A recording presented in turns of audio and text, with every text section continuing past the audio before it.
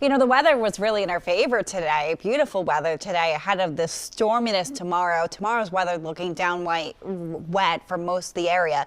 Half an inch to an inch of rainfall. We're just talking about the extreme drought. Keep in mind the extreme portion of the drought covering about 27% of the state. So we could use this rainfall. It's just inconvenient timing, of course, with it hitting us on Thanksgiving Day and sticking around for most of the day, too.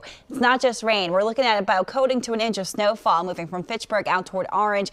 1 to 3 inches extending right through the Berkshires. In fact, into the northern Berkshires, into Vermont, into some of those higher elevations, the Green Mountains, White Mountains. We could see 6 to even 12 inches of snowfall on some of the tallest peaks.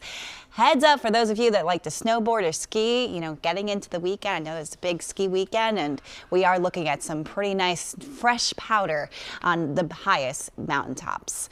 We are in the 30s for most of the suburbs now, 44 in Boston at this moment. You can see Portsmouth holding on to that 40-degree mark.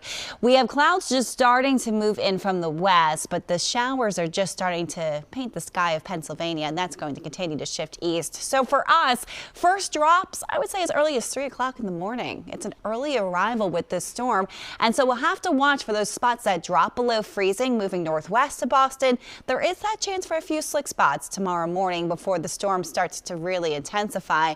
Low to mid 30s in and around Boston, and then a little warmer down toward Cape Cod, and that will be the case tomorrow too. Range in our temperatures here with 50s down toward the Cape and Islands, 40s in and around Boston will feel chilly and raw, and then 30s to the northwest where we're talking about snow that could actually stick. 3 a.m. here it is. We have the first sign of the storm moving in, but really starting to get steady after sunrise. So that's when things really start to turn wet here.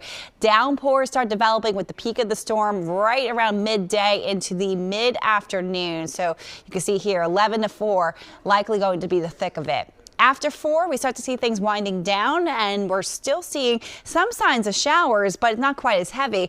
We're colder at this point, 6 p.m. So we start to see that snow pushing a little bit farther eastward on Route 2. Watch if you're in spots like Gardner where it's wet all day. All of a sudden you see a flip to snow for the tail end of the storm.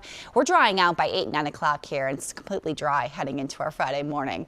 But on the flip side, it is going to be much colder. You'll want to watch for some slick spots. Any remaining moisture in our roadways could freeze over on Friday morning, and that cold air is here to stay. It only gets colder, in fact. So here's the slick travel outlook for Friday morning, moving west of 495 through much of Worcester County and heading out into the Berkshires, where we're also talking about, of course, that snow that's sticking to the ground. Here's your 7th day. Lots of sun in the forecast, so it is a dry outlook, but boy, it's a cold one. Kicking off December in the 30s on Sunday, and those 30s are here to stay through next week.